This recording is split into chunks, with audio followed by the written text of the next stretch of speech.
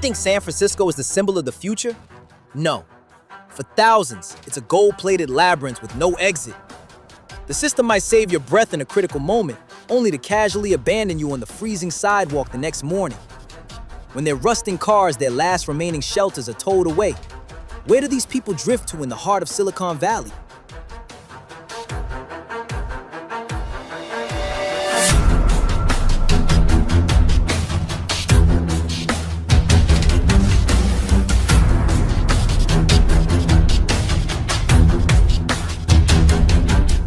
What was your first night homeless like?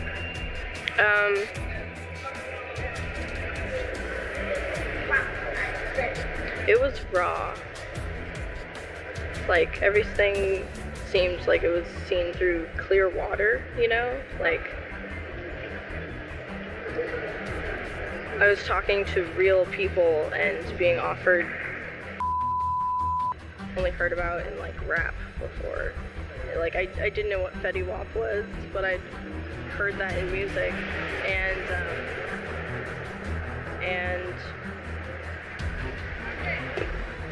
I remember finding the spot down in the Tenderloin that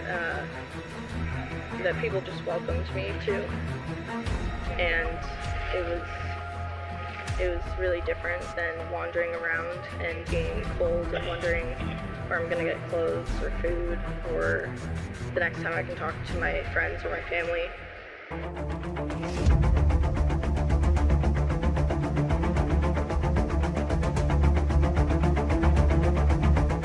We're in San Francisco. Yes. You're out here homeless. Tell me about it. The reason I'm homeless is because I'm married to a man that's here. And in case of an emergency, notify. So I dropped everything and came to San Francisco. So you came here for a man. My husband, my legal husband. He lives inside and I'm still out here. It's kind of moronic, excuse me. Yeah. Excuse my potty mouth at any time, please. So how?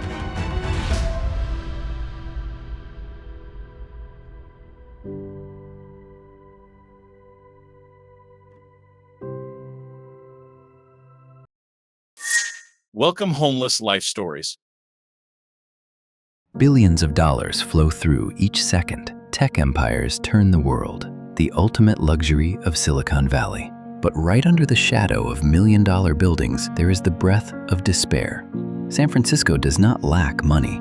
The only thing this city is lacking is one exit.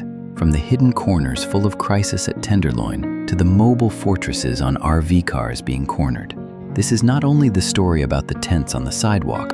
This is the collapse of one social security system right at the wealthiest place on the planet.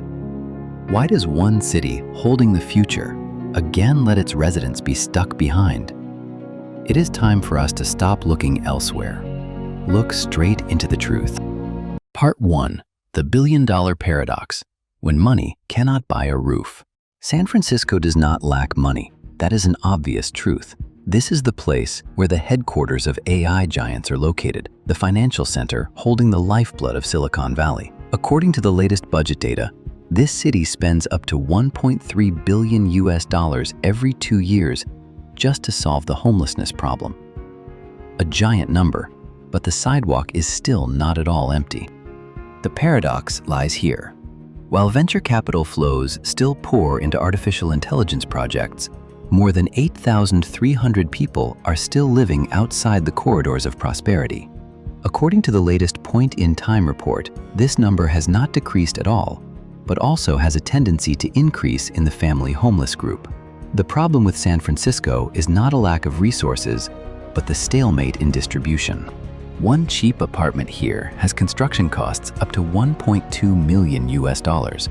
A crazy number, making every effort to expand the housing fund breathless.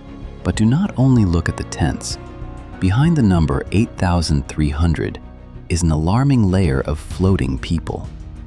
Those are the people who just lost, their job in the wave of tech industry layoffs. People who cannot carry the average rent price of $3,500 each month. They live in temporary shelters, on the back seats of old broken cars, or have just left the hospital without one address to return to. The city's system is like a torn net. We have programs, we have budgets, but we lack connection. When resources do not reach the right person at the right time, then the sidewalk becomes the final stopping point of failure. San Francisco is not poor. It is only being helpless in holding back its residents before they fall to the deep bottom of society. Part 2. Tenderloin and SoMa, the waiting room of despair. If money is the surface of the paradox, then Tenderloin and SoMa are exactly the black hole of reality. This is the place where the housing crisis collides directly with the storm of synthetic addictive substance use. An area where the boundary between life and death is as fragile as a breath. Look closely at these streets. During the day, cleaning crews try to erase the traces of chaos. But when darkness falls, the naked truth appears. The street has become the waiting room of despair. Here, people do not only face hunger, but are also surrounded by toxic street supply. Just needing one presence of fentanyl, the extremely toxic type of substance devastating America, is enough to turn one healthy person into flickering ghosts in the heart of the urban area. But do not be in a hurry to judge with a prejudiced look. The problem does not entirely lie in individual choice, but in a system that is breaking down. The people stuck here not only lack one roof, they lack one door opening into a place of treatment, and lack one real recovery roadmap. Many people crave to escape, but the long waiting list for hospital beds has pushed them back into the vortex of dependency and homelessness. The most painful paradox. At the center of global creativity, people cannot find one long-term care system for those who are standing on the brink. The city can save one person from an overdose in a moment, but again lets them be lonely right the next morning on the cold sidewalk. At Tenderloin, the question is no longer who is standing on the sidewalk, but is why are too many people abandoned amidst illness, amidst substance dependency, and a system not strong enough in strength to hold them back. Part 3. The mobile fortresses, the final boundary before the abyss. Not all homeless people in San Francisco lie on the sidewalk.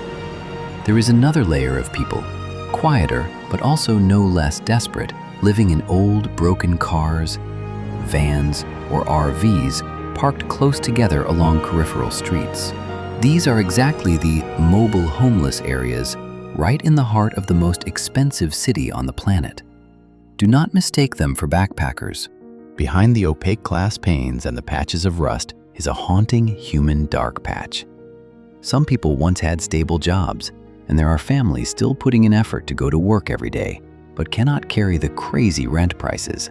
For them, the RV is not a means of transportation, but the final citadel. It is the bedroom, the kitchen, the place containing the remaining memories of a human life before being completely pushed down onto the road surface. Conflict here is extremely direct. The city wants to take back public space. Residents complain about the dishevelment and pollution. But with people living in cars, each relocation notice or a towing order is not only an administrative penalty, it is an eviction order from the final shelter. When the car is towed away, they lose everything. No longer a place to sleep, no longer a place to keep belongings, and the boundary between a person with a mobile home and a person sleeping on the sidewalk is officially abolished. For the government, that might be one RV parked in the wrong place, causing traffic obstruction. But for a family, that is the final wall separating them from the cold and danger of the street. When that wall collapses, they no longer have anything to lose. Part 4. Solutions. Not only cleaning, but rebuilding belief. San Francisco can clean out tent camps. They can tighten RV parking bans, increase patrols, or open more temporary shelter areas. But if it only stops at pushing homeless people from one street to another, the city will forever be stuck in a loop without an exit. It is time for us to stop asking how to make the sidewalk emptier, but must ask how for one human being to have enough belief to step out of the street.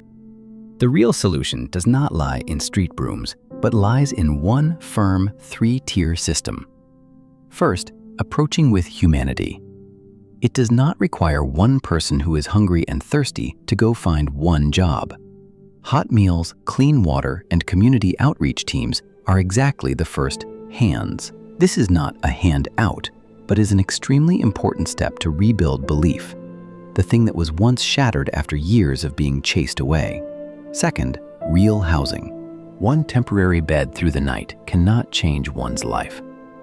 San Francisco needs long-term supportive apartments, safe transitional rooms, the place where people can sleep without having to startle in fear of being chased away the next morning. Housing is the foundation to stabilize psychology and physical state. San Francisco cannot just be an urban area free of the shadow of tents. It must be one community where humans have back one bed, one meal, one address, and one reason to believe that tomorrow is still worth living. Because in the end, the measure of the greatness of one city does not lie in the skyscrapers, but lies in the way it treats the people who are standing at the deepest bottom. If you believe that in the middle of a city among the wealthiest on this planet, no one deserves to be left behind on the cold sidewalk, please leave a comment below.